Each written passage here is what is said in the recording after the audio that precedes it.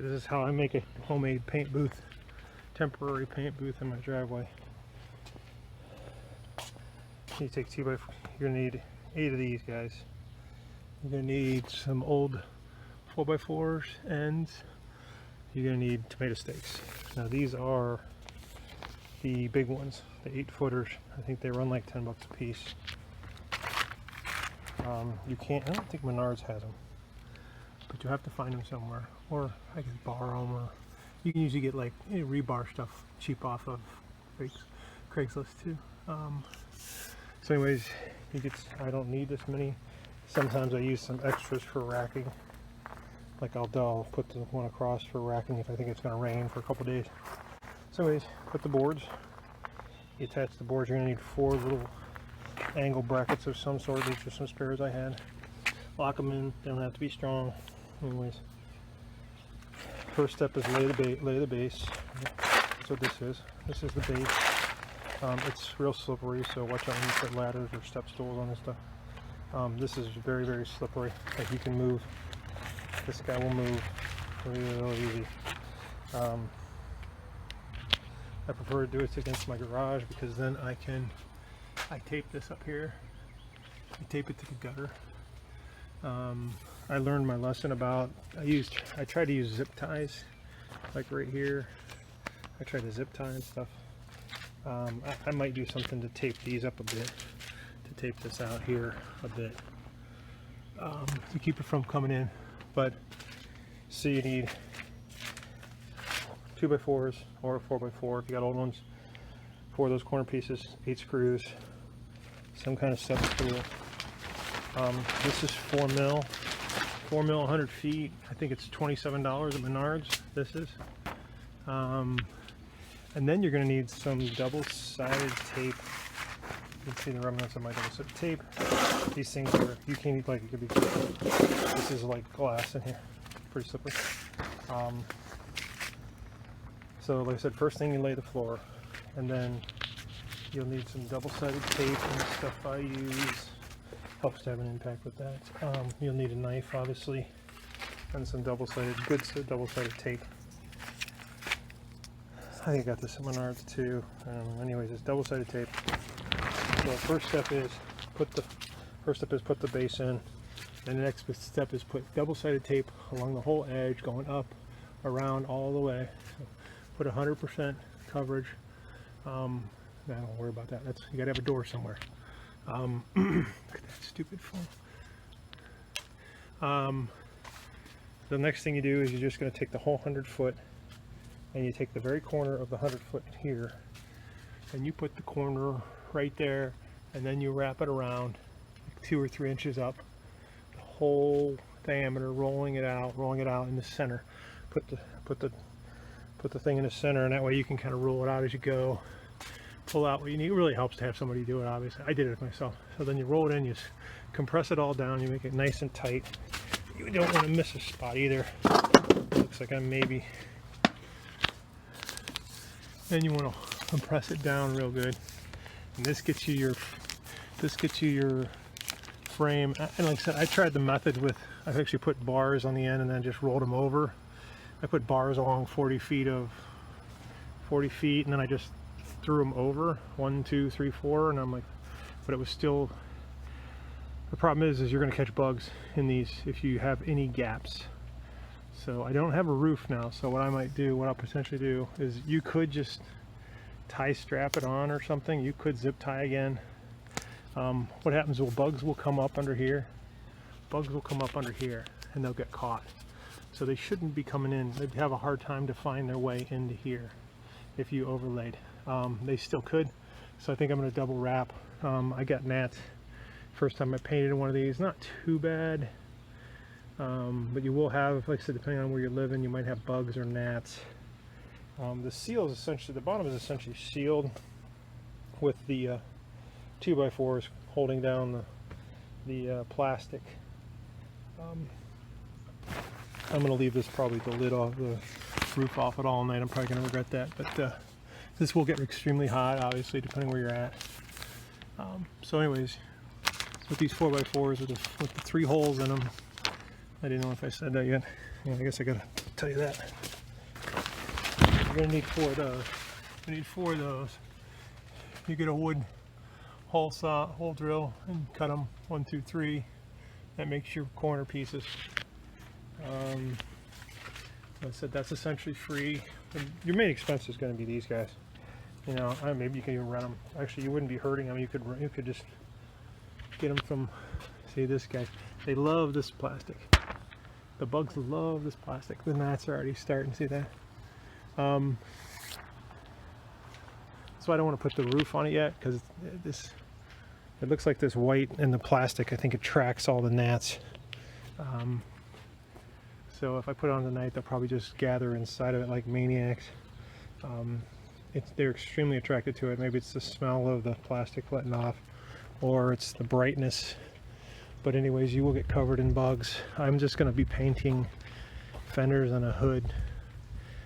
My last method was to hold this stuff out here, and I might still, because it looks like it's going to pull in. I will be, and I'll show you the rest of it if anyone's interested.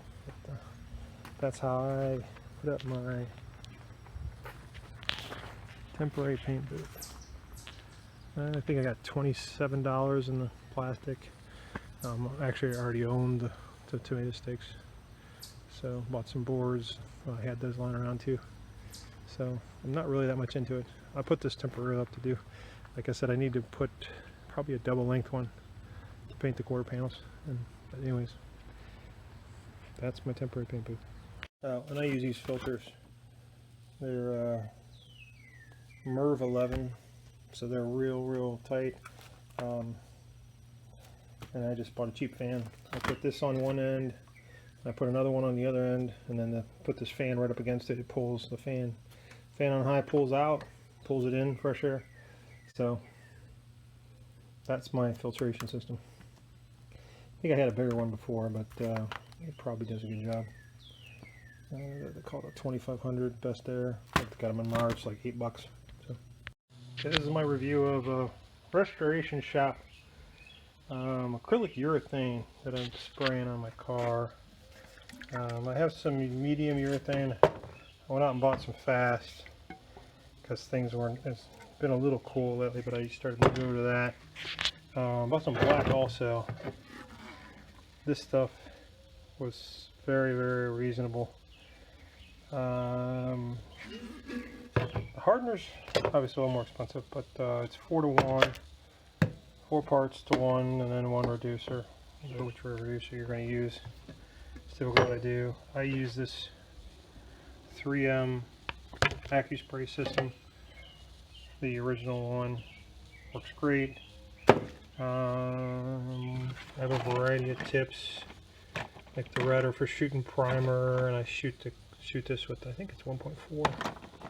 Yeah, I think this is 1.8. Yeah, these are 1.8s. I mark them because I always forget. I got a bunch. I have like 300 of these Chinese cups, and the other thing you got to do with the Chinese cup is they don't fit quite right. Now, I think they discontinued them. You can see it does this a little bit. So it does this. So you got to pre-snap the lid on. You got to pre-stretch the lid a little bit, make sure it goes on, and then before you shoot, obviously you got to make sure it's sealed, and then put the ring on it. So when I shoot the filler primer, the feather fill stuff, I take the filter off the top of the cap. I pre-filter it. I push it down, put the whatever primer filler or the Bondo filler, and I squish it around so it goes out, and then I rip the filter off of it. But anyways, I got this. I had this specially mixed. I think it was about $250 for the kit, for 1 gallon kit. I got the Willow Green. That's going to be the new code. So if you ever need Willow Green 1960 Chrysler, that's it. That's the code you give her. But this is Restoration Shop. Like I said, I had to have this custom made. And I got the medium. Need to get the hardener. Good. I didn't use any fisheye stuff. This is what I got local. I don't know. This might be Nason or something. Looks like that's Nason. This is like their custom in-house, but it's the same. I mean, this stuff you can get like you get a pre-mixed, like this is jet black. Pre-mixed 1 gallon kit of acrylic urethane is like $100. So the price is amazing, and you're like, that's got to be garbage, but it's actually pretty darn good. From what I've been shooting lately, like I don't know if you can see stuff here. Like there's some nibs and stuff I have to get out of here. This was because I was shooting it outside. There's a few in this one. Not as bad, but I mean I'm going to sand and buff this anyway, so I'll take a little bit of those nibs and stuff out. But I mean, it goes on pretty good. Can't really tell, I guess. A bad example. This is that black I shot. Really horrible prep. Obviously there's dust all over it. It's just the fender well. I didn't care. Just had to see it's pretty good over there. I attempted to paint outside like an idiot, and got all kinds of dirt nibs and gnats. They just annihilated me. So I'm scuffing it all down. But you can kind of see it there. I mean, overall, it went on really smooth. No fish eyes. I mean, the problems were obviously you can see the dirt nibs. It was ridiculous. It's like one every other. Like they're everywhere. You can see them there. So I'm sanding all this down really good again. Take it down with like 320 and 400 and wet sand it and wet check it. I let my dad finish bondoing here, like final sanding here through the bondo, and there's a little, I had to weld up holes here. I weld up trim holes here. So I have to check. There's a little bit. I saw a little bit of a ripple right here somewhere. He didn't get it sanded, but I rushed. Anyways, paint goes on smooth. I had 0 fish eyes. Never a fish eye. I can usually get 1, maybe something. And I painted with Nassau. I painted with PPG stuff. It's the really good stuff.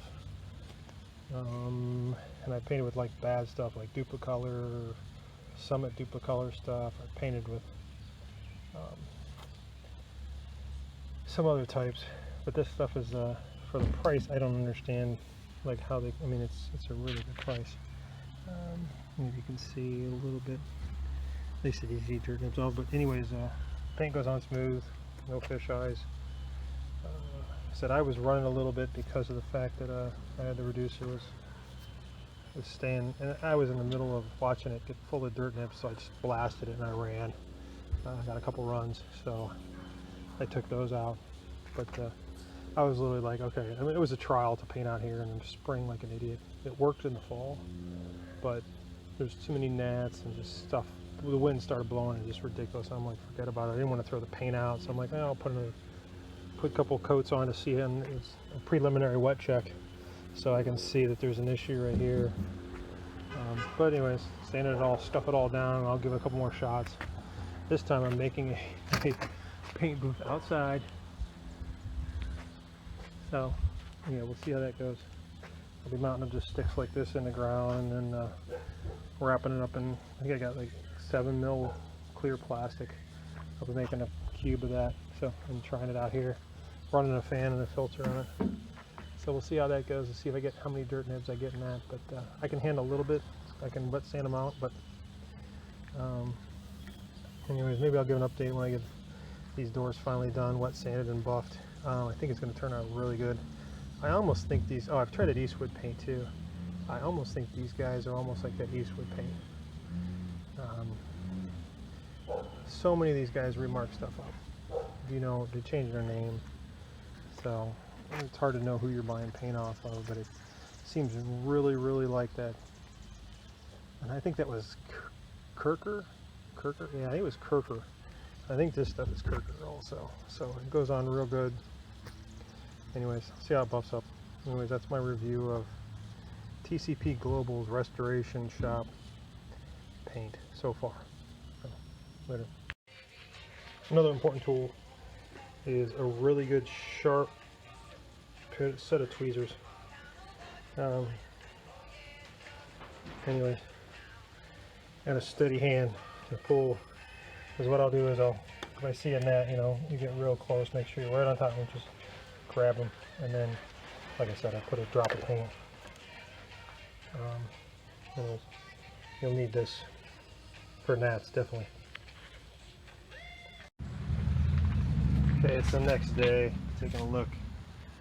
So I got a little bit of orange peel, but that all buffs out. There's my repair from when a gnat landed in there. So there's another one here. But all in all, it looks pretty darn good. Some of this wouldn't even need buffed, but this is TCP Restoration Shop. It's got a little bit of dirt nibs and stuff, but really small imperfections. But all in all, I mean, I can make this look perfect. I did have a gnat get in here and start walking, but that'll buff out too. And then these repairs here, I put those in there to cover up the gnat holes. There's a little bit of a gnat here, a little bit of a gnat there, but it'll buff out. Anyways, all in all, that is an amazing. It'll be amazing. You can't. Obviously, I wouldn't have to deal with a little bit of gnats but painting in the driveway it's getting hot in here. But you see what I did is I zip tie all the pieces. So I take these bars and then I just wrap them over. I just pull them over. I pull them over and then hook them in and then zip tie them, and then that gets my walls up, and then I take the roof. The roof I just pulled over and then zip tied, but the tops I made with these with extra bars. So, and then I put one in the stop rack, and I'll change out. I think the filter's probably okay. Yeah, I can probably get another use out of the filter. So, all in all, that was a success. I did get one run right there. Got one run there, and I'll sand that out. It was hot, and unless these gnats are,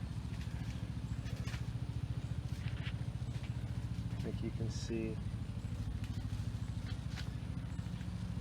like it's pretty darn good. There's a little orange peel on this one. This is where I ran out. You can see down here, it's pretty good down here. But then I ran out of paint kind of right here. This one's super smooth. A little bit of orange peel here. But like I said, so the only problem is it's not big enough to do a car. But I'll move it. I'll get the hoods done, the fenders, and the doors. Obviously, I might actually take the trunk off and shoot it in here, which I'm probably going to need to do because it's white, but I'll do it in here probably, since this is working so well. I got 1 or 2 coats on the trunk, and I'll probably I try to get, you should have about 5 coats. This, like I said, it's the TCP Restoration Shop. It was a custom mix I got a gallon for $250, the kit, which comes with a hardener and reducer. And like you can buy the pre-mix stuff, they're like $100 for acrylic urethane. Shoots on really good. I use the 3M gun, the AccuSpray gun. So I'll show you that real quick. Okay, I'm wet testing here. Wet checking, if you will. Pour it on here gently. So I try to pick it on the highest point, otherwise you get a ripple.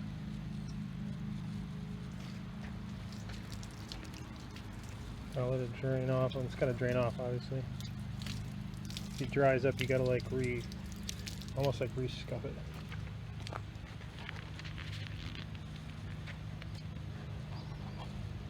Now of course I'm in a bad light, but I can see it from here. I can see the mirror image, and I walk across it to see that tree line up there. Same thing as a mirror, or same thing as I'll come down here. I'm really worried about here because that's where the center where the see, it's dried off here. This isn't good. Yeah, you won't be able to get it to go. You can get it to go. I know this is all, the bottom's all good because I've seen it with wet paint on it. Just I had some runs up here I took out, and I wanted to double check where the welds are right here. This is really the big concern. And obviously I got all the dirt nibs out, so, and then I'll reshoot it. If you can't see here at all, I can see it, that angle right there. That's how I wet check.